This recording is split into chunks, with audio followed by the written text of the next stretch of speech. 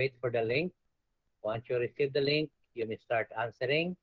And then after answering, you have to submit. Don't forget to submit. Be sure na na-submit. Mas maayo, you can take some picture nga na-submit ninyo. Okay? So, and after submission, then you can leave. Okay? So, let's continue. So, any questions, clarifications? Regarding limited face-to-face in campus? So again, as of this, okay, as of this moment, ang atong in-campus laboratory, dili pa ta ka start sa 14 for those who are interested because schedule man gud siya prelim. So tendency, the dean will ask nga after sa prelim nila mag-start sa in-campus laboratory for those who are interested. So, puro sa online karon prelim, laboratory and major exams and quizzes. Ay, sir, last Yes. na lang, sir. Kanang, Yes. kung if ever man ganing mag face-to-face, sir, nabay bago nga schedule, sir? Or i-follow lang ang schedule na mo karon? I think mapalo lang siguro kay if ever no nga kuan mag-conflict kung atong i-change kay because ang Mao lagi, sir, murag mag-conflict man og kanang kuan. So ang mahitabo ana, sir. Ang laboratory pwede ra, murag as is. Unsa man, sir? Ang laboratory murag as is kina siya. Maski ang lecture as of now. Pero kuan, sir, kanang in between classes na mo ang laboratory subject, okay ra nga sa eskwelahan may magklase, sir? Yes, kanang mo na i-raise po na mo, we're waiting for the kay murag wa makita lagi na sa kuan sa admin ngay na nga ang schedule sa bata dili man pwede kuan dili ma-insertan gud og ang kana lecture after sa laboratory. So tendency muli pa, so tendency na gid sa school mogamit dito sa any wifi. So since na move man, we are going to raise that concern also. I think na-raise na siya concern ni Dean, murag wala pa reply. Kay wala siya makita before, nga na man klase after. So I discussed with Dean, nga Dean, na man concern ko nga. Lagi wala din na makuha no, ma-raise, nga na man klase after sa laboratory. Kay ang plotting sa schedule, based mong sa schedule sa faculty, based sa laboratory room, based po sa schedule nga gihatag sa CAS. So tendency, inalag yung mahitabo. Now, if ever na ay changes o after sa laboratory, for example, 9 to 12, pagka 1 ay klase, so tiki po, no? So maybe that 1 o'clock, basig ipa-move ang schedule, kanang dili po conflict, basig ibutang na siya after office hours, diri na sa gabi or 5 to 6, or 7 to 8, or something na. So we will try to wait for the answer from the admin. Inana nga kay. Kung yung sila i-change ang schedule anang after sa laboratory, so we will change ang schedule. Okay, baka malit sir ba? Ana again, actually na-raise na ako ng concern kang Dinakin. Then Dinakin will raise that to the admin also. So, kung ilang ipa-change ang right after sa laboratory, then we will look for your vacant time and then vacant po ang faculty.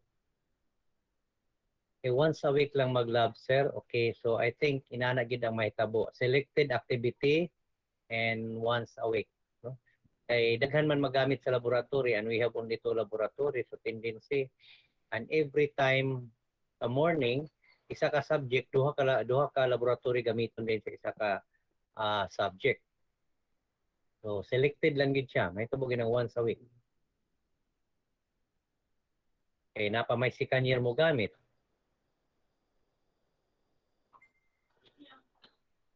Okay, so we'll start. No more concern.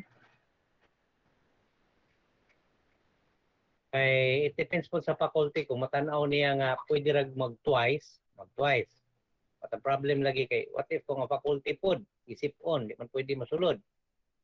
Okay. What if kung estudyante po, dili po kasulod. So, mubalik na po siya online.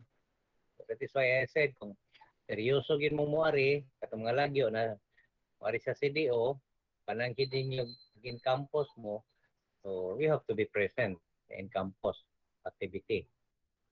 Kaya it happens more before other department, no? Na positive na noon kay it was being traced ka naglaag-laag na itong bata. Pag-abot pa lang din sa Cagayan, naglaag-laag.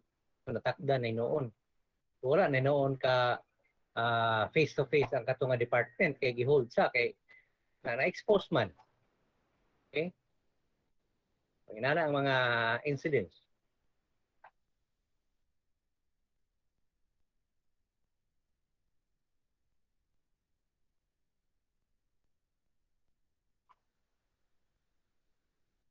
So I think we're done with katong mga chemotherapeutic agents. So yeah, then let's go to about integumentary system. Sakto ba? Did we stop on this slide before? Anyone who have a copy? Okay, I think the 3 sections, we stop this slide and we continue with this topic, integumentary system. Okay, have we tackled antidiaplastic agent?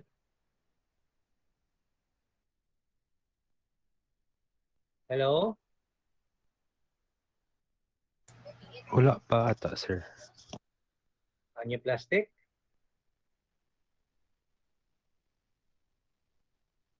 Ini regulation of excretion, and then drugs, common drugs for chemotherapy.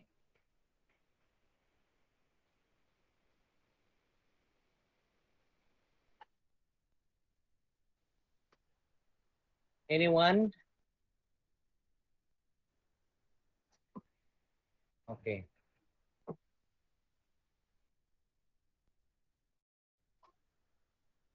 Ini siya. Okay, we discuss about cancer. This one.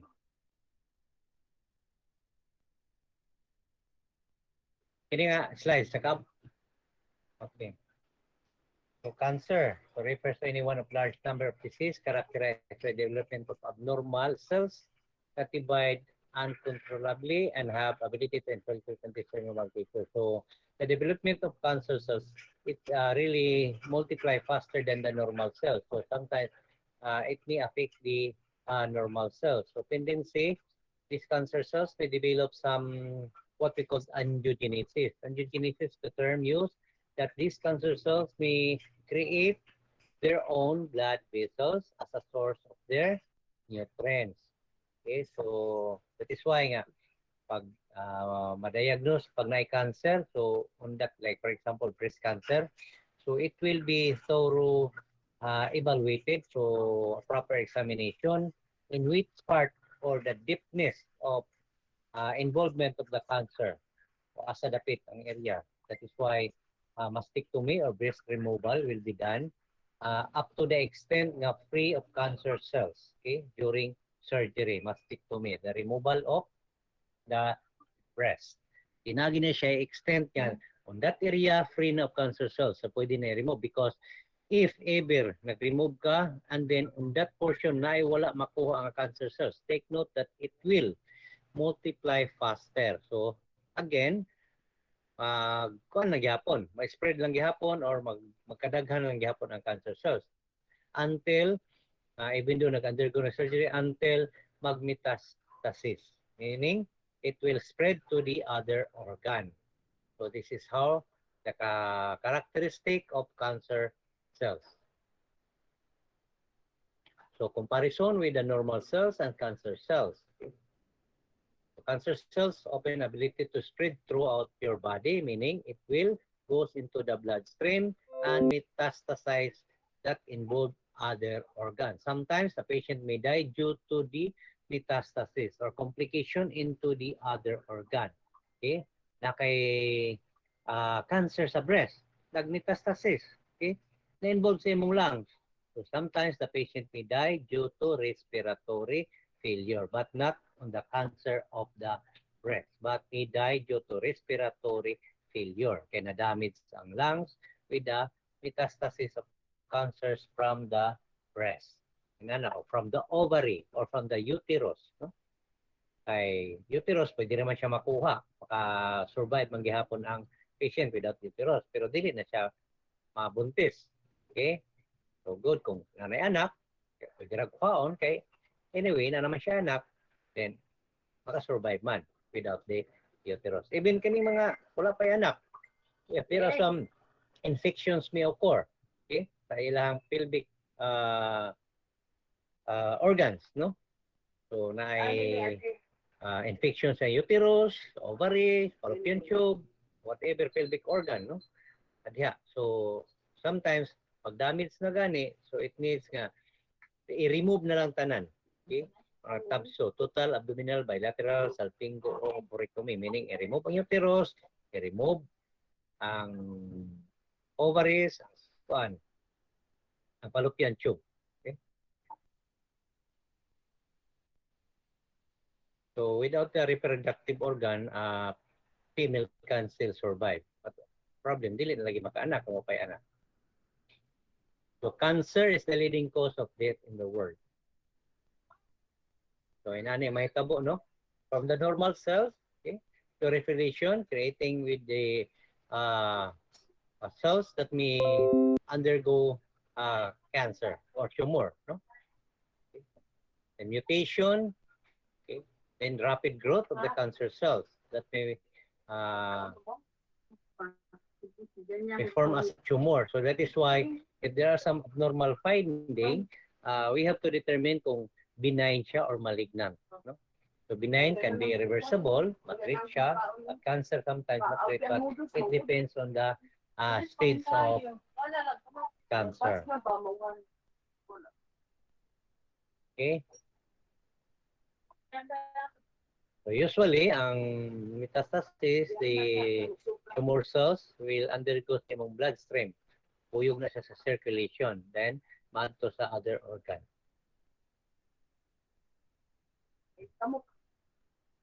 So, from the normal cells, it will undergo hyperplasia, increase ang number of cells, then dysplasia, cell death, then it may develop cancer cells. So hyperplasia, or what we call hypergenesis, is an increase in the amount of organic tissue that results from cell proliferation. It may lead to gross enlargement of the organ once there is hyperplasia. Okay? Managhan ang cells, okay? So may enlarge ang organ. And the term is sometimes confused with benign neoplasia or benign tumor. So once there is hyperplasia, this is an indication that there is a pre-neoplastic response to stimulus, meaning this will be an indication that this patient may develop some cancer cells, hyperplasia. So that is why early detection for this hyperplasia, hyperplastic cells, okay, can initiate early treatment, no, to prevent the development of cancer cells. That is why the female, they will undergo pap smear, no, for the cancer of the cervix. Okay, so it is mandatory or it is advisable that the female, especially reproductive organ with different partners, they must undergo pap smear. Okay? Sexually active to detect early pre-neoplastic cells in the cervix. So dysplasia is the presence of cell of an abnormal type within a tissue. In the picture, you can see that violet color, that is the abnormal cells, which may signify stage preceding the development of cancer. So from hyperplasia, increase the number of cells with normal. So tendency that is a pre-neoplastic cells. And later on, it will develop dysplasia, abnormal type within a tissue.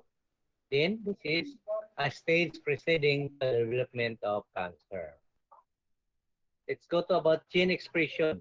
It's a process by which information from gene is used in synthesis of functional gene product of proteins, but in non-protein coding genes such as transfer RNA or tRNA or small nuclear RNA genes, the product is functional RNA. So that is how the gene expressions occur. So there are stages. Okay, we mentioned about katong sa dinhi. So from gene expression involved two main stages: transcription, but of course with the help of enzyme RNA polymerase. Ba? From DNA, will undergo transcription into RNA with the help of enzyme RNA polymerase. Then with the RNA with the messenger RNA, by doing some transcription, it will undergo translation. Then with the production of protein, okay, proteins like polypeptide protein.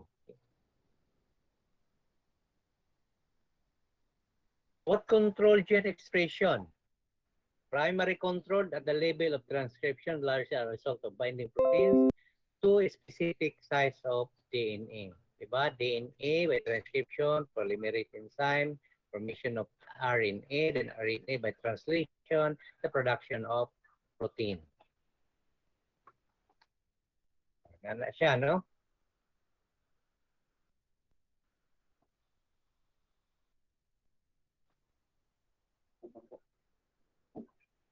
Ito na sana. Okay. So the hormone stimulus, like for example, so into the receptor. Okay, receptor protein. So that hormone will bind into the receptor, just like example katong sa kuan,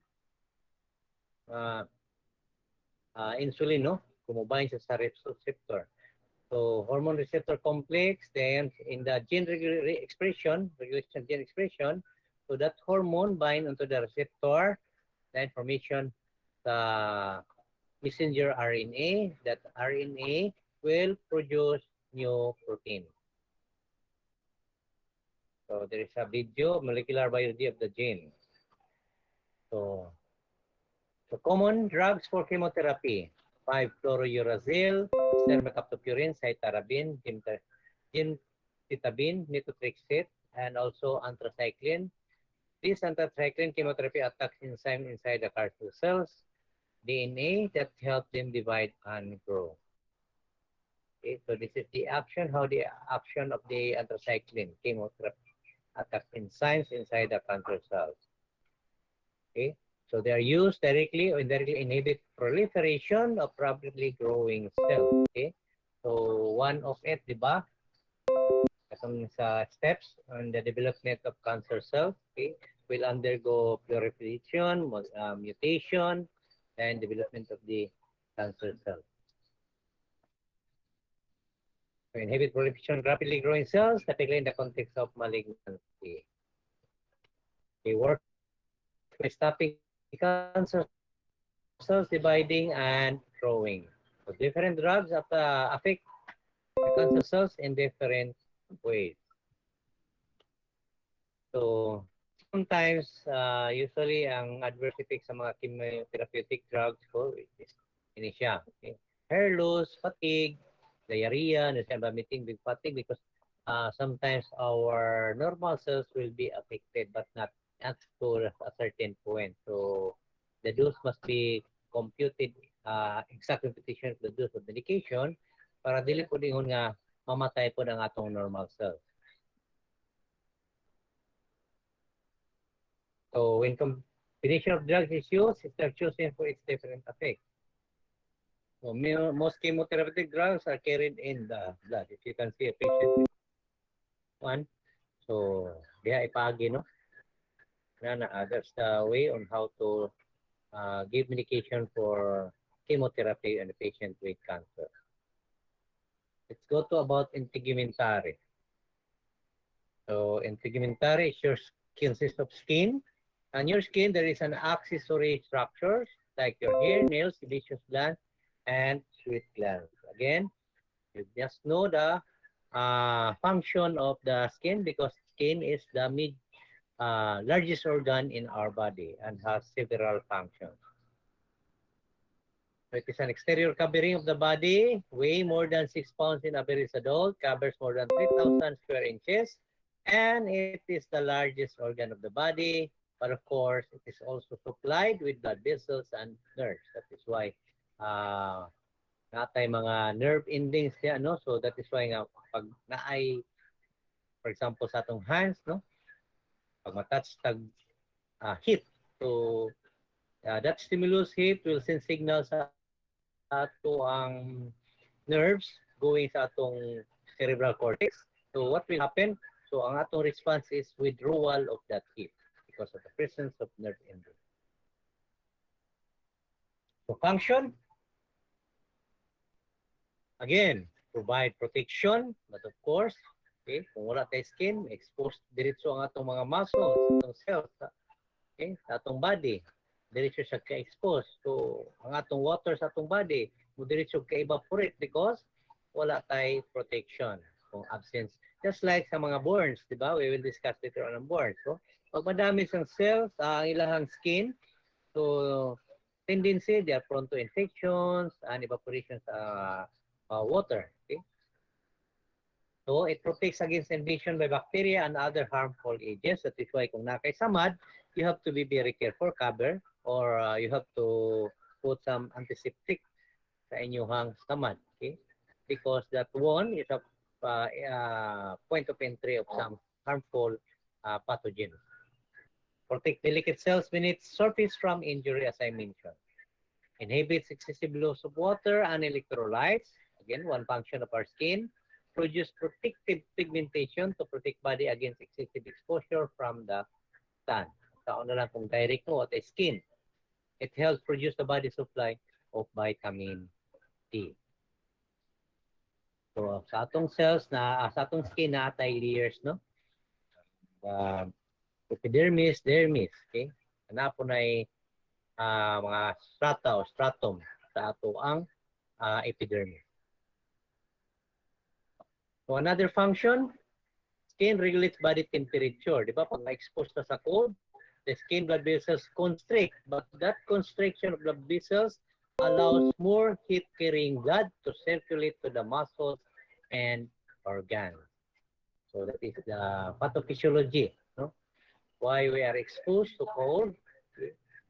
So our skin, blood vessels constrict, and it allows more heat-carrying blood to circulate to muscles and organs. Now, sometimes ang atong muscles, para makakuan ta, di ba, mag-shivering, magkurog ta. That is one also pathophysiology nga what will happen, no? Physiologic reactions sa atong body na at least maka-survive ta in too much cold. And the body is too hot, the opposite, blood vessels and skin dilate. Okay? So the presence of hot, so dilatation will occur. By doing sa dilatation, brings more blood to surface for cooling by radiation. At the same time, your sweat glands secrete more sweats that cause the body will evaporate. So, what is one mechanism na panington ta, okay, kay init. Okay, due to hot or exposure to hot, our body, our sweat glands in our body secrete more sweats that cause the body will evaporate. So function again, skin provides sensation. So like sa finger, no? Okay. Pag-touch nimo, bugnaw ba? Init ba? Okay. It contains millions of nerve endings that act as sensory receptor for pain, heat, cold, and pressure. So, asa dapit ang area na responsible for touch, okay? So, mauputo siya dito nga ang responsible to give some response. Okay?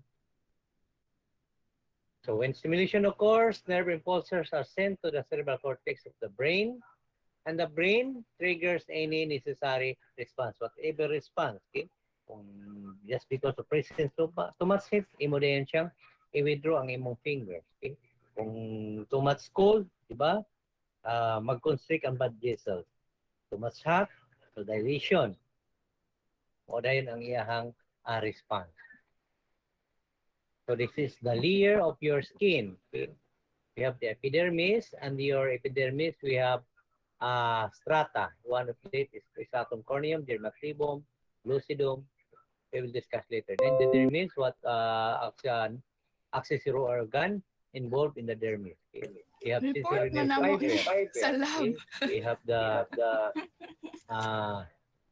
hair follicle. Pwede na tamo Sa mag-content hypodermis, icon. we have the vein. So epidermis, it has two layers. Ang skin has two layers, the epidermis and the dermis. And the epidermis has four strata. Stratum corneum is the outermost strata of epidermis, and it is mostly dead cells with field of protein substance called keratin. So stratum corneum is thicker on the soles of feet than on the eyelids because in our soles atong feet there is more pressure. So manang baga siya diha. Next is lucidum. It's a translucent layer lining directly beneath the corneum. It may not even exist in thinner skin. RJ?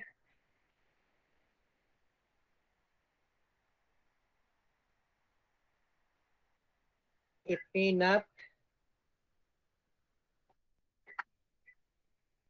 even exist in thinner skin. Cells in this dito sa table, sa buni.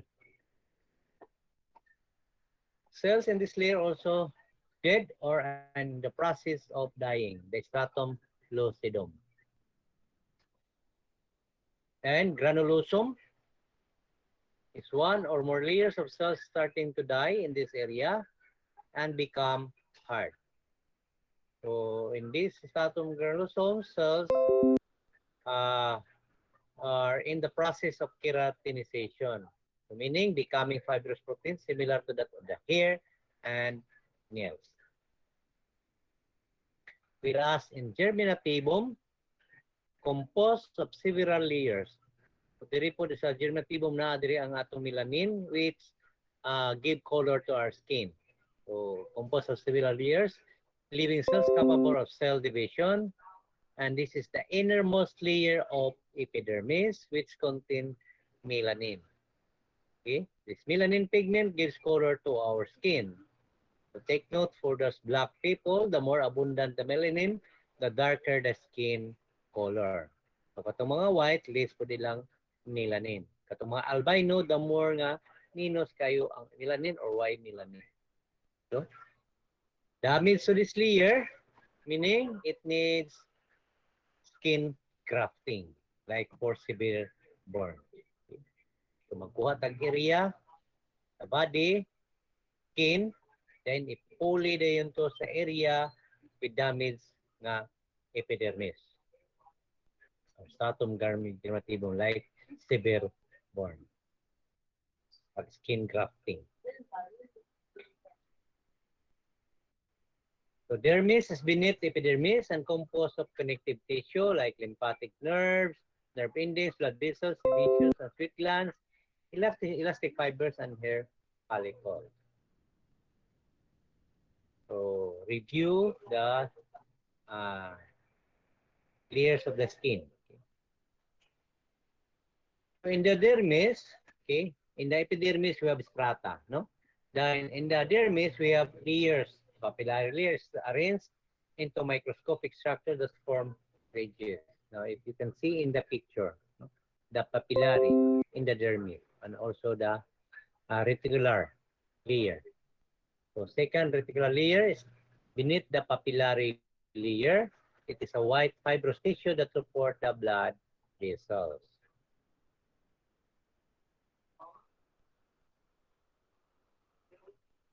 So it is connected to underlying tissue by subcutaneous tissue. And subcutaneous tissue or hypodermis composed of adipose or fats and connective tissue. So in this area, it supports, nourishes, insulates, and cushions the skin.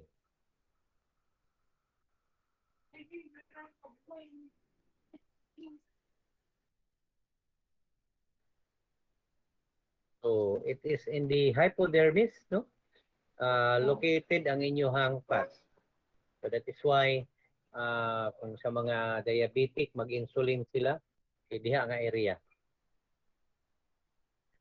subcutaneous tissue or hypodermis. Insulin, injectable insulin.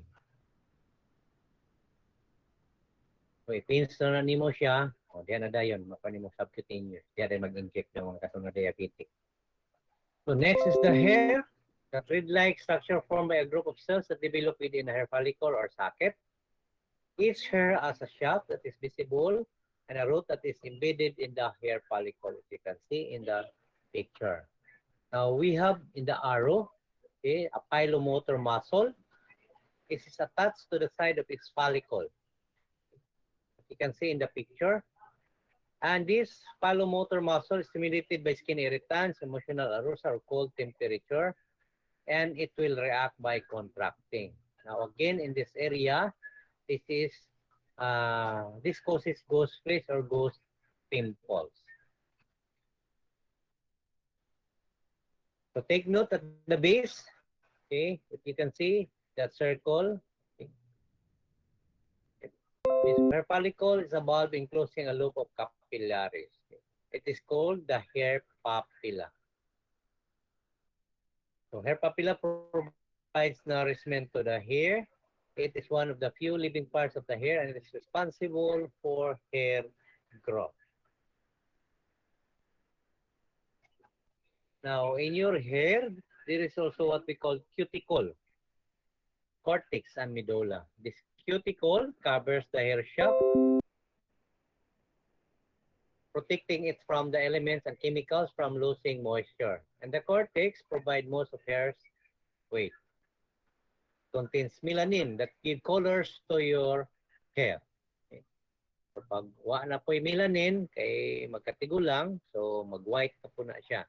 It provides color to the hair, stores oil, provides flexibility and elasticity, adds shape to the hair. So take note, when cuticle is being damaged and exposed to the cortex, hair looks dull and dry. And next is the medulla, is the inner hollow core that runs the length of the shaft of the hair. So in your hair, there is also what we call sebaceous gland or oil glands. They have tiny ducts that open into the hair follicle. And each sebaceous gland secretes sebum, lubricates the hair and skin. But the amount varies. Okay? Amount of secretion of sebum varies with age, puberty, and pregnancy. That is why pag magkatigulang na ka, mag-dry na ang hair, okay? Release na po ng secretion. So let's go to about nails. Fingernails and toenails are hard keratin. You can see in the picture. And I know you're familiar with your nails, no? That protects the ends of fingers and toes. Okay. The nail root, also called germinal matrix or nail bed, begins several millimeters into the finger and extends to the edge of the white crescent shape like lonula. So this is where the growth occurs approximately 1 mm per week. So even though ikat mo, matubo gihapon siya, even matangtang ang kuko, there's also ma-replace lang gihapon siya. Okay, nose finger or toenail will regenerate. So cuticle, okay, if you can see in the picture, also called the eponychium, the upper portion. The picture, that is the cuticle or what we call eponychium. It fuses the nail plate and the skin of the finger together to form a waterproof barrier. Hyponychium is under the free edge of the nail, also creates a waterproof barrier, fusing the skin of the finger to underside of the nail plate. Now, ingrown nails are simply those that have curled down or around and growing into the skin. Sometimes persons, they have to ask to remove the ingrown, no? Because magkatubo siya, it penetrate downward, so medyo they feel sakit, no? But be careful in removing the ingrown nails because sometimes it will bleed, no?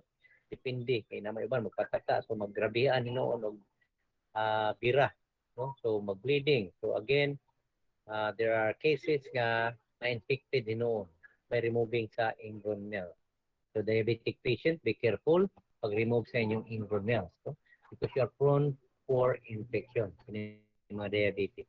Even na diabetic, no, prone gihapon for infection. So, ma-remove niya siya. Take note, ang inyong tiil, pirmin nyo na yung gamiton sa lower ground. So, tendency, with that presence sa inyong samad, so tendency, bacteria will sit in. Pinag-itunog pa nyo sa mga tubig, no? Nahugaw. Okay? So, tendency open. So, that is why sometimes you'll know, uy, may hubag akong toenail nga katong gi-remove ang ingrown. So the referous glands are also called sweat glands. So about 2 million are distributed over the surface of the body, more numerous on the palms, so katumasing tanon of palms, the hands, toes of the feet. Okay? That is why nga baho kayong tiil, okay? Especially ang medyas, gamiton, hugaw na, presence of bacteria, it may result to odorous, okay? So foul smelling odor. So forehead, axilla, or underarm, okay? So those na singtanon ng ilok, sometimes there are some singtanon pero walay baho, no? But sometimes with the presence of bacteria, less ang hygiene. So that's why mo nagbaho tayo ang ilok. Okay? Kung panington. Sweat glands produce sweat or perspiration. As sweat collects on the skin surface, it evaporates, create a cooling effect in your underarm. Okay? Init na siya kay tendency naka-close permi, no? So, tington, pinag-init ang panahon. So, again, it will produce or create cooling effect in your underarms, panicum. But the problem is the presence of bacteria again. So sweat also reaches the body waste through the pores of the skin. It accumulates. Sweat may become odorous by the action of bacteria. There's a video about this one. And let's go to about scar formation. So usually in the scar formation, what is being involved, the most important element is the fibroblast, because the fibroblast will secrete collagen. Okay? So the collagen will use for the scar formation. So the process of scar formation, it needs fibroblasts, while epidermal is a synergistic effect. So the effect of epidermis template is proposed at theory in order to explain the mechanism of scar formation. So how scar being formed? So sometimes we have nindot ang atong scar clean, depende po sa samad nato, no? Kung corrugated ang samad, so batik po ang ang process of formation of scar. Especially katong mga infected.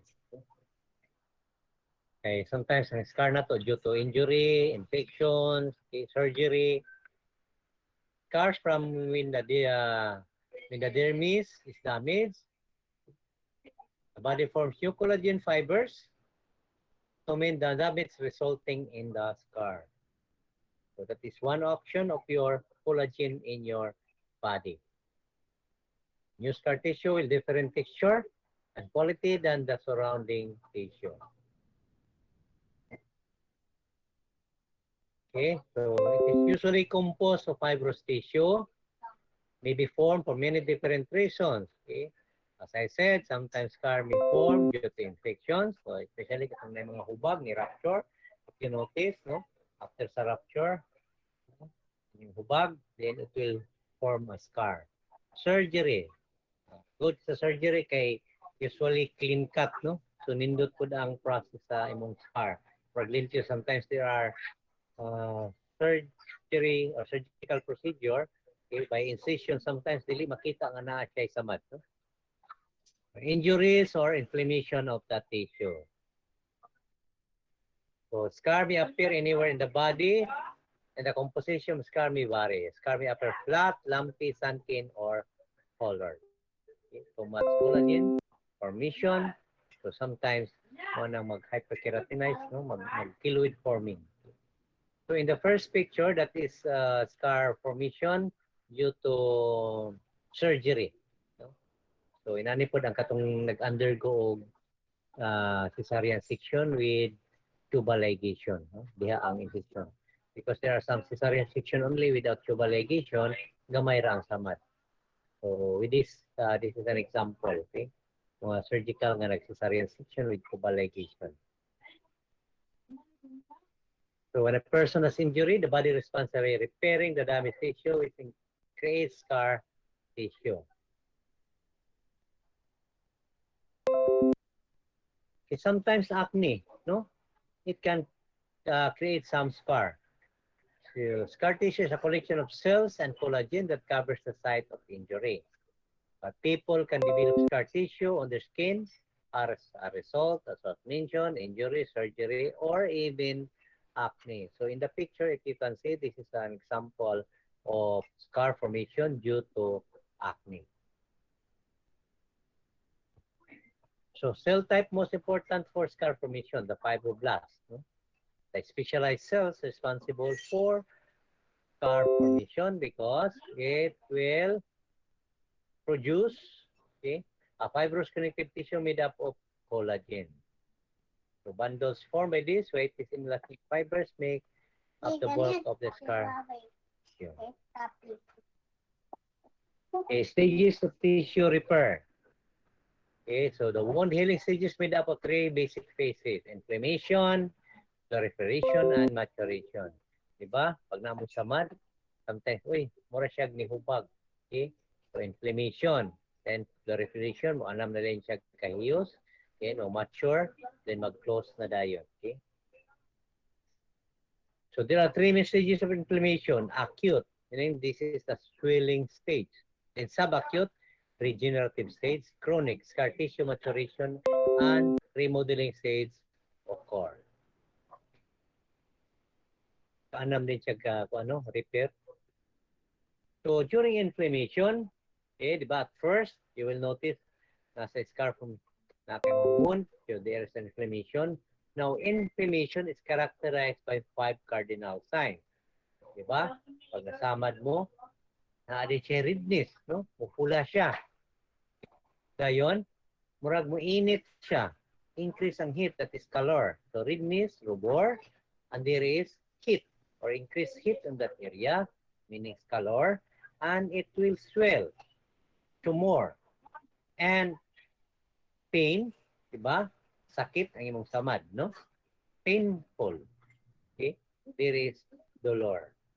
Then, and sometimes in severe cases, there is a loss of function or punctualism. So, rubor, calor, tumor, dolor. So again, there is a video of this scar formation. Now, let's go to about physiology of burn. Okay? So, if there is a burn, characterized by rapid edema formation, di ba? Sometimes sa second degree burn, ay blister, okay, mahubag. Okay? So, there is a fluid inside. So, sometimes, that is an indication nga mo evaporate ang imong fluid sa imong body. Now, kung severe burn, okay, third degree or fourth, involved na gani ang imong bone, masunog na. Okay? Increased microvascular permeability, and also vasodilation, increased extravascular osmotic activity. So with this burn, if the fluids are not adequately restored, burn shock develop. That is why it must be properly evaluated kung by rule of 9, no? So 9 percentage, pila ka percent ang burn sa imong kamot, sa imong chest, sa back, front, okay? Dayon sa imong extremities, lower extremities. So that we could determine nga grabe na ang fluid loss with this type of persons of burns in the body. So fluid will be calculated to replace fluid loss due to burn. Pag dili na siya, severe burn, pag dili na siya mamanis diretso, it will goes into burn shock. Okay? Pag hypovolemic shock. Decrease ang blood or fluid sa imuhang body. Physiological changes may occur. There is inflammation, hypermetabolism, muscle wasting, also insulin resistance, are the hallmarks of pathophysiological response to severe burn. With changes in metabolism known to remain for several years following injury.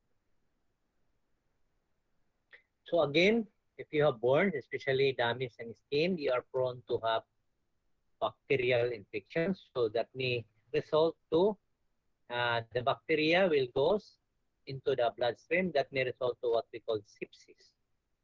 And fluid loss, including low blood volume, as I mentioned, hypovolemia. And low body temperature, patient may result to hypothermia because wala na protection, enough protection sa imuhang body because damage na ang imuhang skin. Okay? Breathing problem, especially for those who have exposed to smoke or hot air.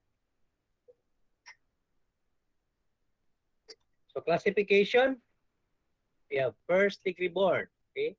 That affect only the epidermis because pag mag-affect na ang imong dermis, that is second degree burn. So meaning outer layer of the skin, and usually characteristic picture of first degree burn, the skin is red, painful, dry, with no blister.